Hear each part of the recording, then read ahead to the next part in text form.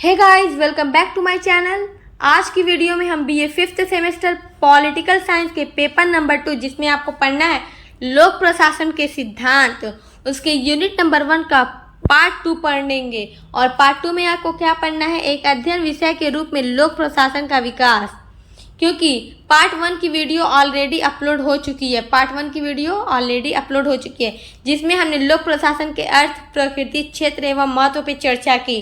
और आज की वीडियो में हमने पढ़ना है एक अध्ययन विषय के रूप में लोक प्रशासन का विकास, क्योंकि आपका यूनिट नंबर 1 का पार्ट 2 का टॉपिक यही है।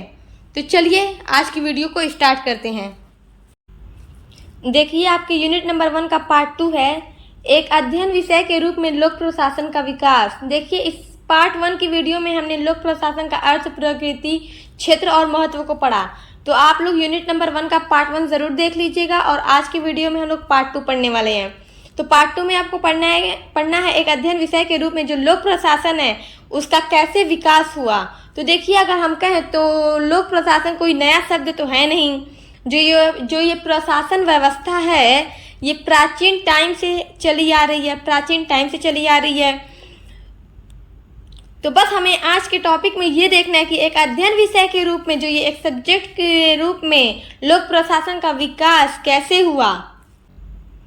अगर कहें एक क्रिया के रूप में जो लोक प्रशासन है काफ़ी प्राचीन है, लेकिन अध्ययन की एक शाखा के रूप में काफ़ी नया है। जो लोक प्रशासन है एक अध्ययन की दृष्टि से अगर देखा जाए तो काफ़ी नया है, लेकिन अगर लोक प्रशासन को ऐसे देखा जाए तो ये प्राचीन टाइम से है, क्योंकि सिंधु घाटी सभ्यता से प्रशासन की व्यवस्था चली आ रही है।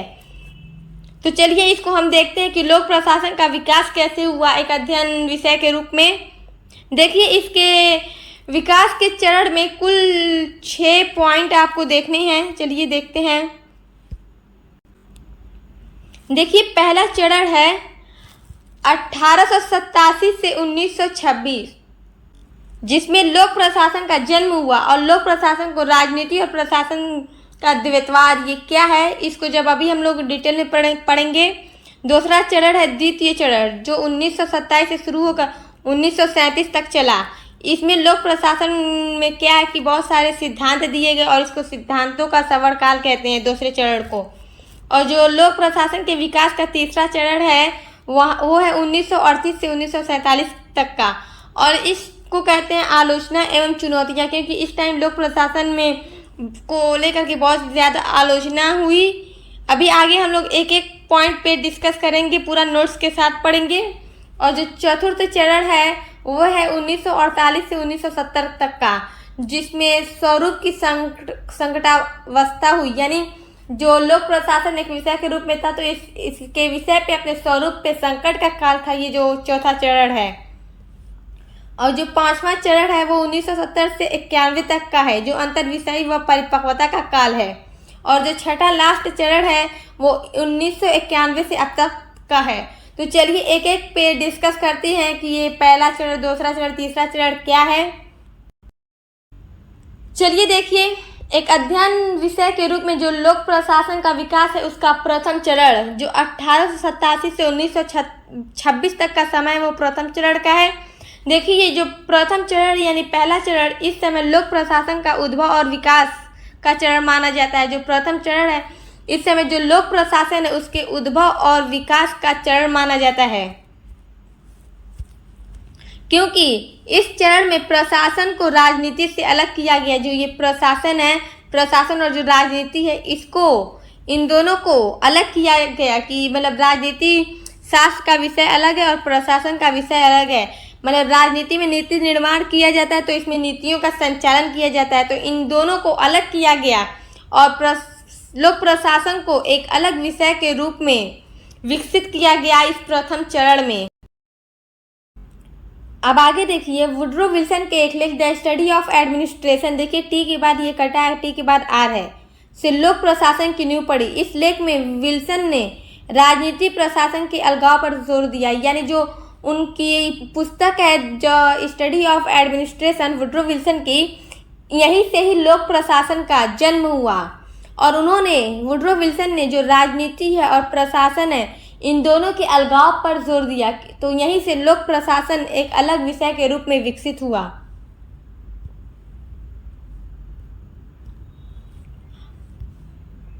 इसीलिए वुडरो विल्सन को लोक प्रशासन का पिता माना जाता है। अगर आपसे क्वेश्चन पूछ दे, अगर आपका एग्जाम MCQ हो, पूछ दे लोक प्रशासन के पिता, तो वुडरो विल्सन। और हाँ, एक बात और याद रखिएगा, जो इस टाइम प्रथम चरण के कई सारे विद्वान थे जिन्होंने राजनीति को और प्रशासन को अलग माना। जैसे देखिए फ्रैंक जे गुडनाउ, जैसे देखिए फ्रैंक जे गुडनाउ, जिनकी पुस्तक है राजनीति और प्रशासन, जो 1900 में प्रकाशित हुई। तो इन्होंने भी किस पे जोर दिया, जो राजनीति है और प्रशासन है ये दोनों अलग है। मतलब यहीं से जो क्या है कि लोक प्रशासन एक विषय के रूप में विकसित हुआ। और जो फ्रेंच जे गुडनाउ हैं उनको अमेरिकन लोक प्रशासन का पिता माना जाता है। तो अगर आपसे पूछ दे अमेरिकन लोक प्रशासन का पिता कौन है और 4 ऑप्शन ऐसे दे दे, तो आप किस पे टिक लगाएंगे? फ्रैंक जे गुडनाउ पे। और लोक प्रशासन का पिता पूछ दे तो आप वुडरो विल्सन पे निशान लगाएंगे। अब प्रथम चरण में आगे देखिए LD वाइट, इनकी पुस्तक है an introduction of public administration, जो 1926 में प्रकाशित हुई। ये जो पुस्तक है ये लोक प्रशासन की प्रथम पाठ्य पुस्तक मानी जाती है।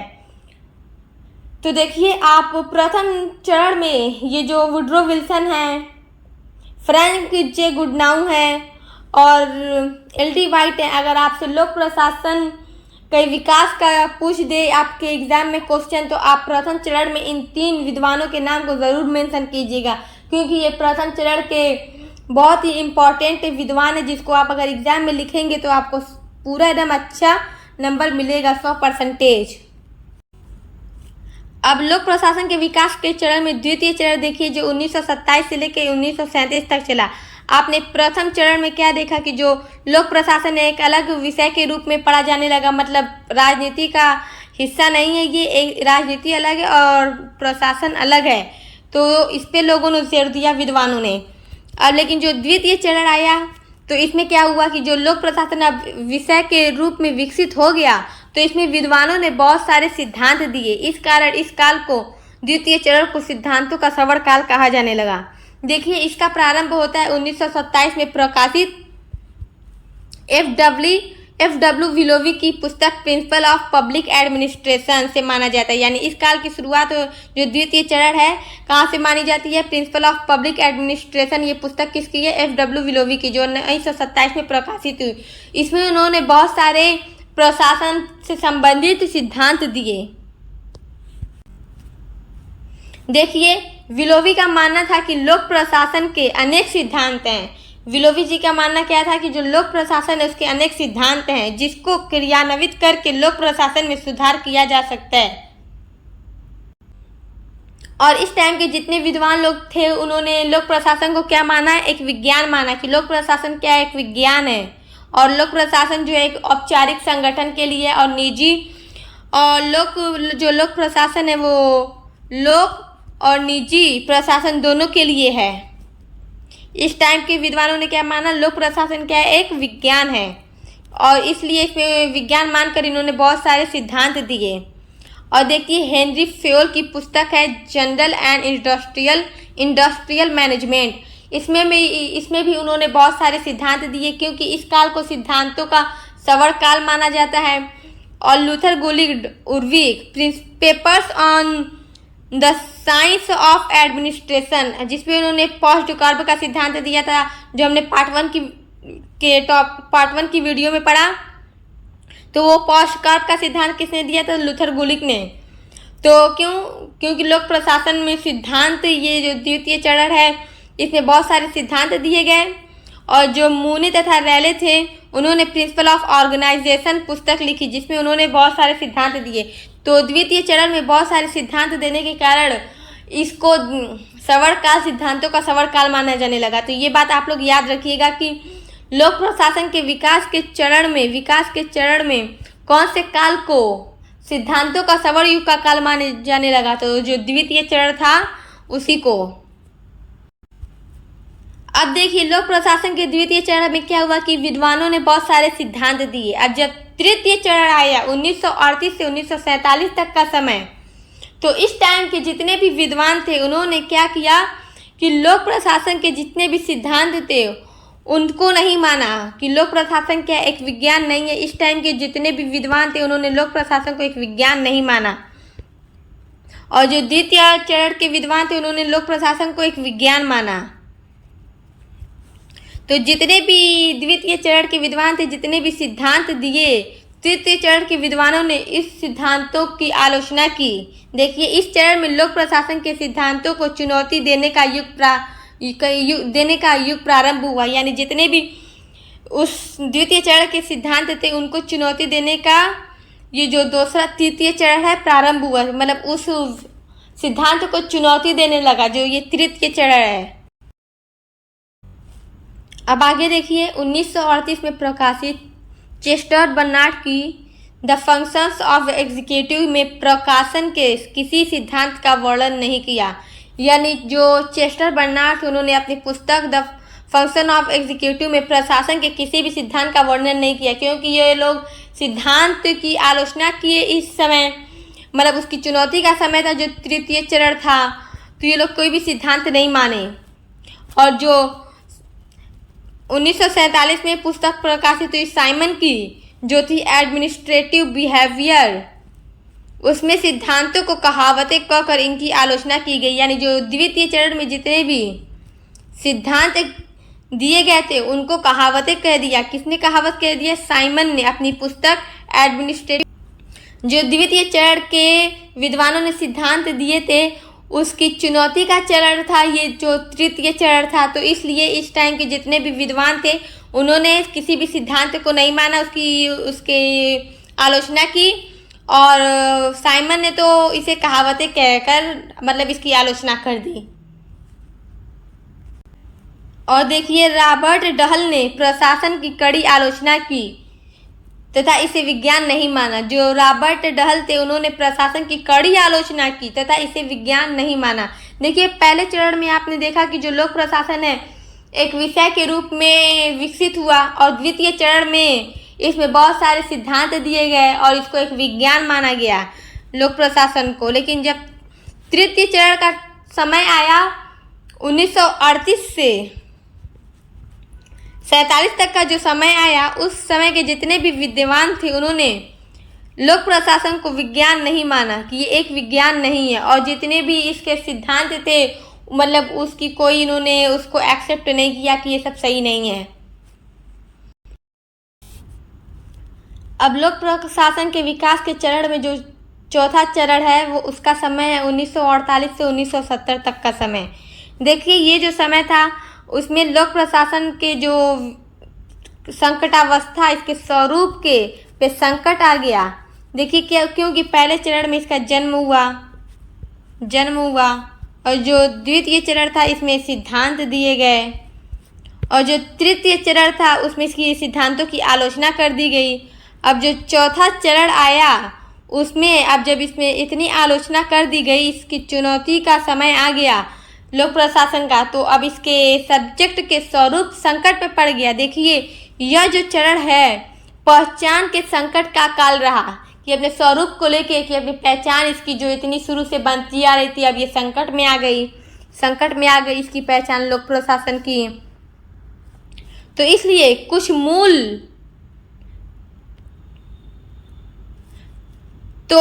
कुछ विचारक जो थे उन्होंने फिर से मूल विषय है राजनीति विज्ञान की तरफ लौट गए। राजनीति विज्ञान की तरफ कुछ विचारक लौट गए, और जबकि कुछ विचारक जो थे वो प्रशासनिक विज्ञान की ओर बढ़े और तर्क दिया कि कोई भी परिवेश हो प्रशासन ही होता है। मतलब कुछ विद्वान जो थे वो राजनीति शास्त्र की तरफ लौट गए, और जबकि कुछ जो बचे उन्होंने मतलब इसको सपोर्ट भी किया प्रशासनिक विज्ञान को, क्योंकि तर्क दिया कि कोई भी परिवेश हो प्रशासन ही होता है।